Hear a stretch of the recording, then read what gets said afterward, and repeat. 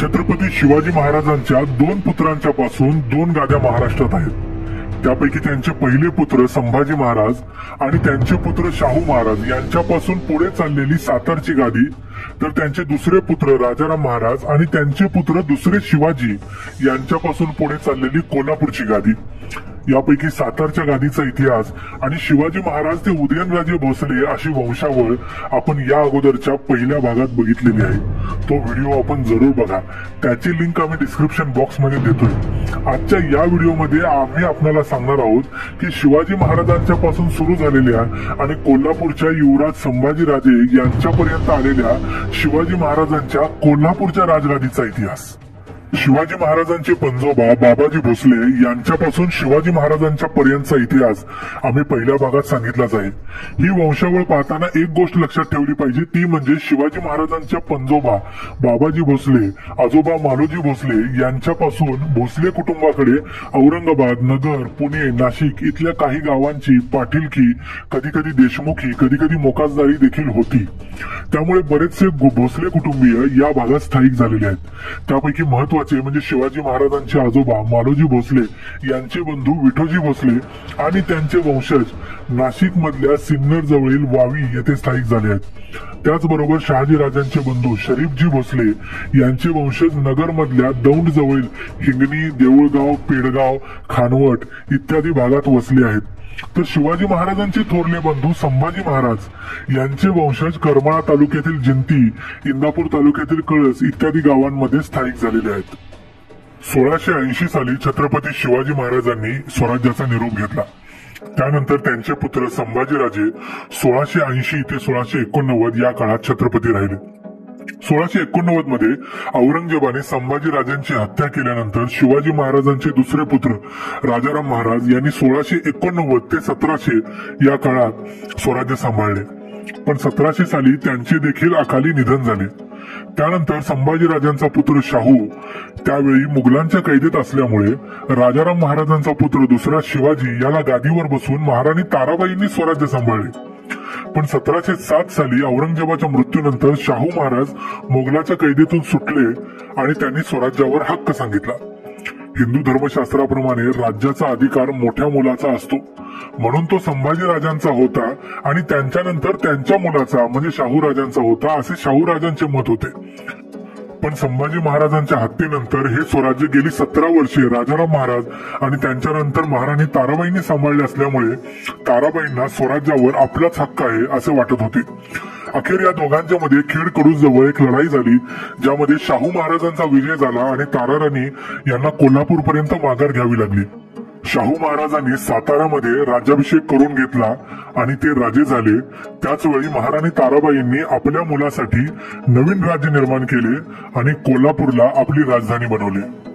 अशा प्रकारे शिवाजी महाराजांच्या स्वराज्याच्या दोन गाद्या निर्माण झाल्या, त्याचे दोन तुकडे झाले. ताराबाईंनी आपल्या मुलासाठी राज्य मिळवले तरी खरे, पण 1714 मध्ये पन्हाळ्यावर राजाराम महाराजांची दुसरी पत्नी राजसबाई यांनी काही सहकाऱ्यांच्या समवेत राज्यक्रांती घडवून आणली, ज्यामध्ये महाराणी ताराबाईंना आणि त्यांचा पुत्र दुसरा शिवाजी या दोघांनाही कैद केले गेले आणि कोल्हापूरची गादी राजसबाईंचा पुत्र दुसरा संभाजी याला मिळाली. या राजसबाई कोल्हापूर जवळच्या कागलच्या घाटगे घराण्यातल्या होत्या. या दुसऱ्या संभाजी महाराजांनी 1714 पासून 1760 पर्यंत 46 वर्ष कोल्हापुरातून राज्य केलं. त्याचवेळी ताराबाईंचा मुलगा दुसरा शिवाजी याला झालेला एक पुत्र ज्याचं नाव होतं रामराजा, त्याला ताराबाईंनी लपवून ठेवलं आणि हा रामराजा पुढे सातारचा छत्रपती झाला. कोल्हापूरच्या या दुसऱ्या संभाजी राजांचे 7 विवाह झाले, पण त्यांना एकही पुत्र झाला नाही.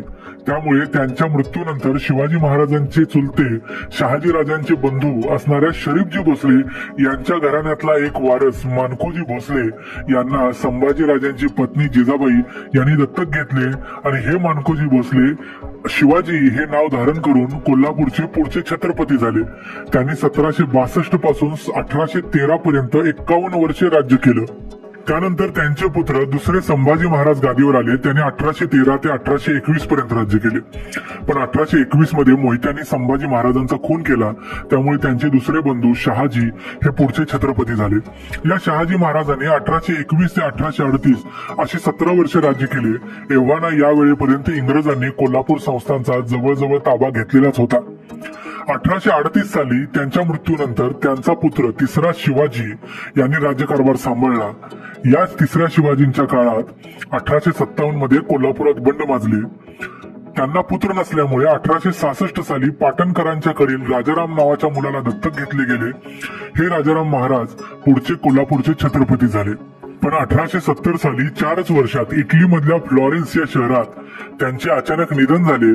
त्यांनाही पुत्र नसल्यामुळे कोल्हापूर संस्थानामधल्या सावर्डेकर भोसले यांच्या घराण्यातला एक पुत्र दत्तक घेण्यात आला, ज्याने पुढे 1871 ते 1883 अशी 12 वर्षे चौथे शिवाजी म्हणून राज्य केले. संस्थानातल्याच काही अधिकाऱ्यांची मुजोरी, त्याचबरोबर इंग्रज अधिकाऱ्यांशी त्यांचे असलेले वितुष्ट इत्यादीमुळे त्यांना नगरच्या किल्ल्यात कैद करण्यात आले आणि तिथेच अतिशय अत्याचार करून या चौथ्या शिवाजी महाराजांचा मृत्यू झाला. चौथ्या शिवाजी महाराजांच्या मृत्यूनंतर कोल्हापूर जवळच्या कागलच्या घाटगे घराण्यातल्या यशवंतराव नावाच्या मुलाला दत्तक घेण्यात आले. हा दत्तक घेण्यात आलेला मुलगा म्हणजे इतिहासात अमर झालेले कोल्हापूरचे छत्रपती शाहू महाराज. छत्रपती शिवाजी महाराज, छत्रपती संभाजी महाराज, महाराणी ताराबाई यांच्यानंतर छत्रपती घराण्यात आपल्या प्रजेचं, महाराष्ट्राचं, देशाचं इतकं प्रेम मिळालेला एकमेव छत्रपती म्हणजे छत्रपती शाहू महाराज. शाहू महाराजांनी 1884 ते 1922 अशी 38 वर्षे राज्य सांभाळलं. राजकारण, प्रशासन, विकास, समाज सुधारणा अशा प्रत्येक आघाडीवर शाहू महाराजांनी न भूतो न भविष्यती असं कोल्हापूर घडवून दाखवलं.